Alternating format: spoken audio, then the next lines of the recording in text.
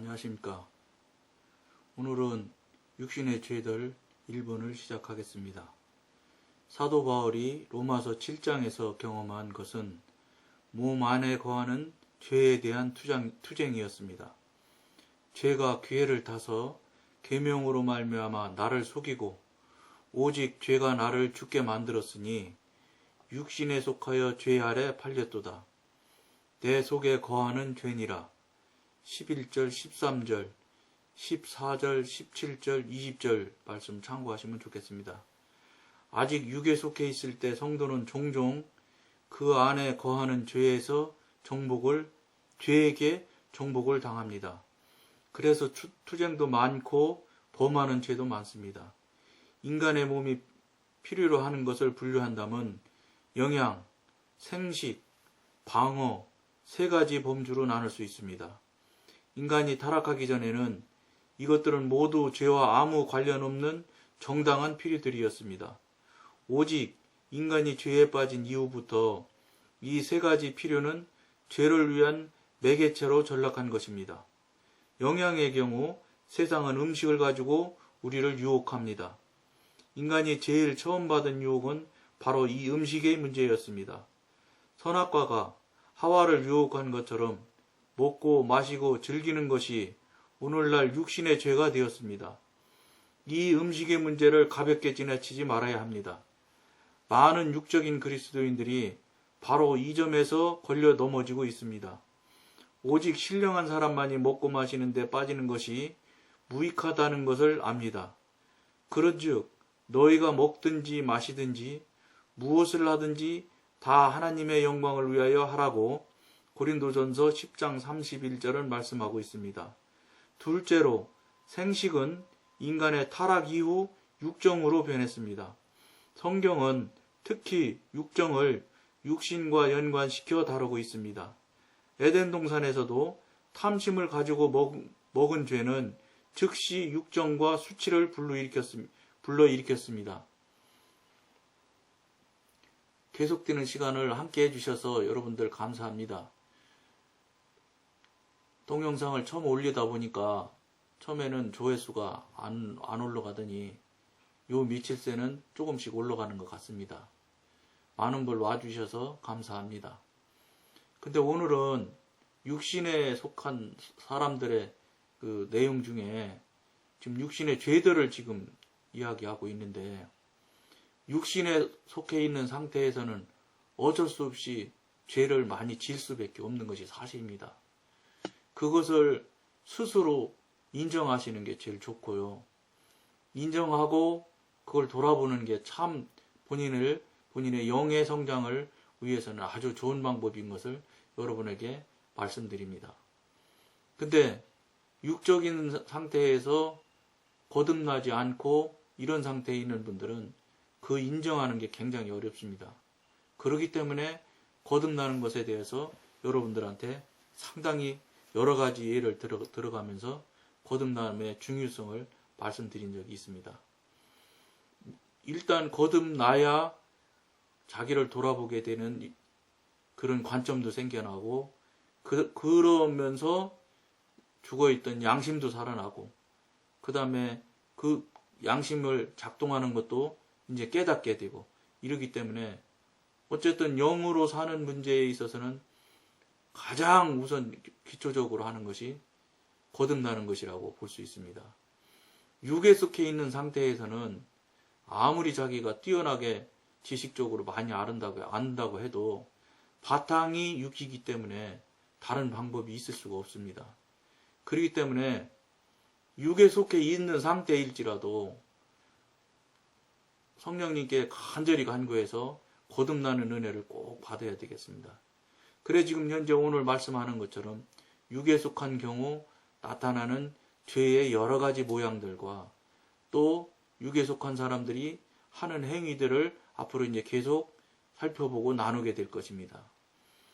계속 나누고 살펴보면 볼수록 여러분들도 이제 아시게 될 건데 본질적으로 육에 속해 있는 상태에 있으면 죄를 아주 많이 지을 수밖에 없다는 것을 꼭 알으셔야 됩니다. 왜냐하면 죄 속에 늘 살아있기 때문에 그동안 예를 들면 그런 표현을 드릴 수가 있습니다. 나쁜 짓을 늘 하던 사람들이 늘 나쁜 짓을 하게 되면 최초의 나쁜 짓을 할 때는 양심이라는 게 조금이라도 작동을 하는 경우가 있습니다.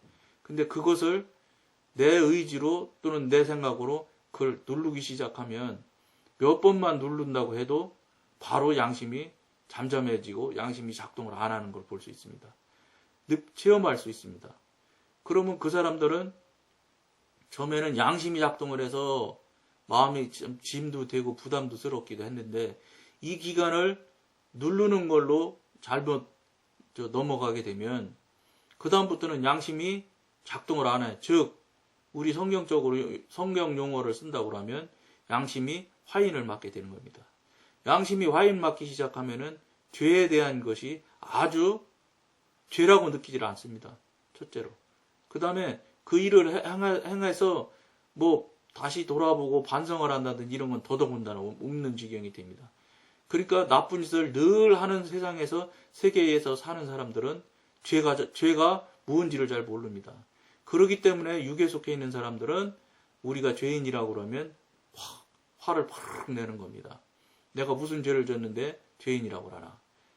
그래서 그 본질적으로 바탕이 그렇기 때문에 그렇습니다. 그러니까 우리가 지금 거듭난 사람 또 이 방송을 보시는 분들도 그런 생각을 할 수가 있습니다. 내가 무슨 죄인인가? 혹시 그런 생각을 한다고 하면 이해가 맞을지는 모르겠지만 사도 바울 그 선생 얘기를 같이 나누었으면 좋겠습니다. 성경 말씀에 보면 사도 바울은 죄인의 괴수라고 그럽니다. 그리고 자기가 행하고 사는 것들 보면은 배설물만 또 못한 것을 지금 붙들고 있다. 매일같이 그분은 죽는다고 선언을 하고 있습니다. 그런 것들을 볼 때 그 대단한 사도 바울 선생이 그런 얘기를 하고 그렇다고 시인하고 그렇다고 회개하는 것을 성경에서 많이 볼 수 있습니다. 그러면 그분은 결혼도 하지 않았고 세상에서 생업을 크게 하신 분도 아닙니다. 환경적으로 볼 때 그분이 죄를 지을 일이 사실은 우리 현실을 살아가는 우리들이 볼 때는 거의 없다고 봐도 과언이 아닙니다. 그런 분이 그런 얘기를 할 정도면 우리는 어느 지경에 있는지를 돌아봐야 된다고 난 생각을 합니다. 그렇기 때문에 그런 분이 죄인의 괴수라고 하면 우리는 어느 지경에 있는지를 그분을 보고 우리를 판단하면 참 좋을 것 같다는 생각이 들어서 말씀드립니다. 또 하나 더 말씀드린다고 하면 그분이 죄인의 괴수고 배설물이고 이런 말씀을 하는 걸 들어보면은 가만히 깊이 생각을 해볼 때 이런 것 같다는 생각을 저는 분별을 받아본 적이 있습니다. 조명받은 일을 말씀드리는 겁니다.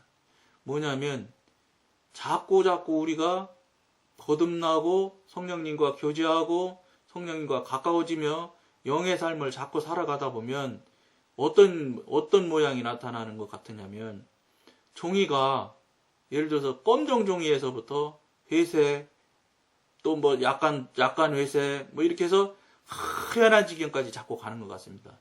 그러면 이제 예를 들면 사도 바울 같은 분들은 종이가 16절지 같이 조그만 종이에 하얀한 정도였던 것이 18절지가 되고 4절지가 되고 2절지가 되고 전지가 되는 것처럼 자꾸 하얀한 정도가 더 하얀해지면서 더 크기가 커지는 것 같은 그런 느낌이 그런 그 분별을 받아본 적이 있습니다.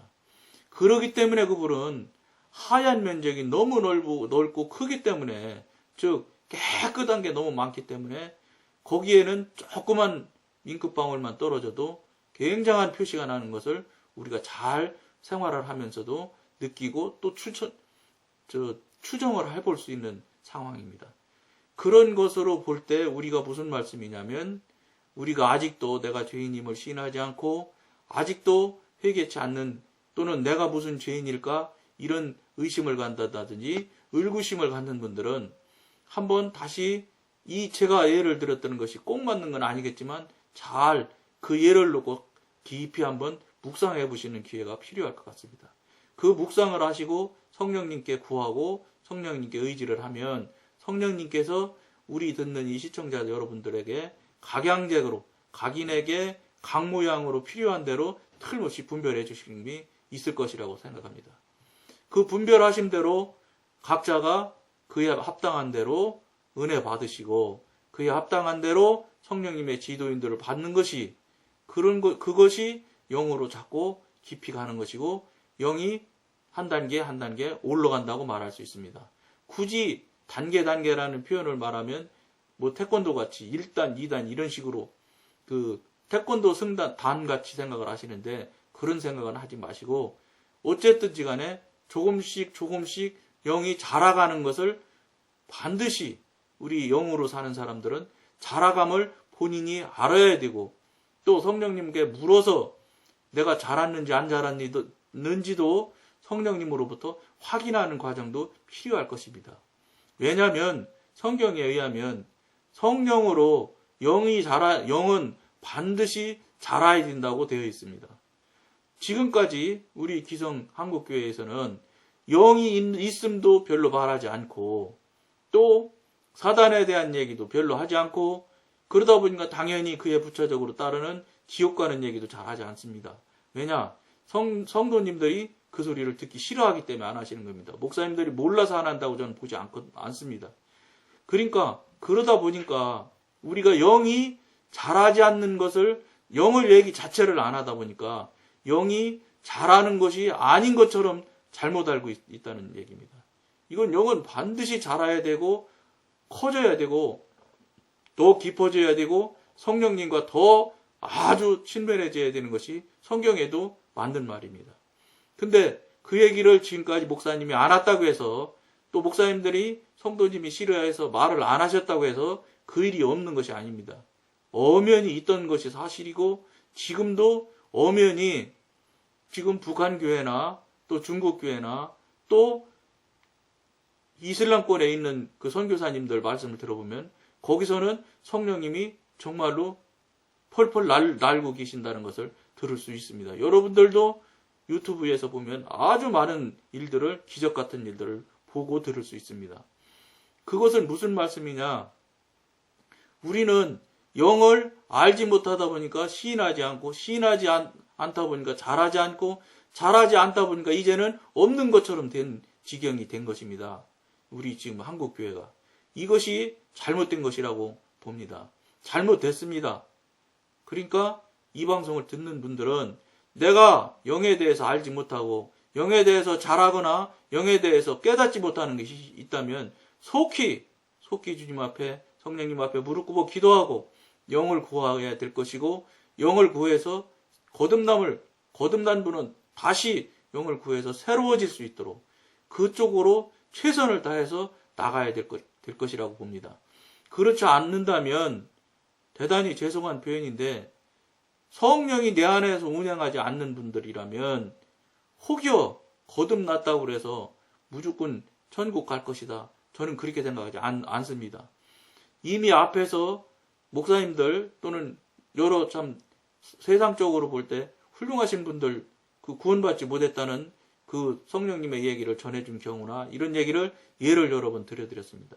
그것이 절대로 틀리지 않다고 저는 보고 있고 믿기 때문에 여러분들한테 정말로 간곡하게 권해드리는 것은 반드시 여러분들도 성령님과 교통하고 교제해야 됩니다.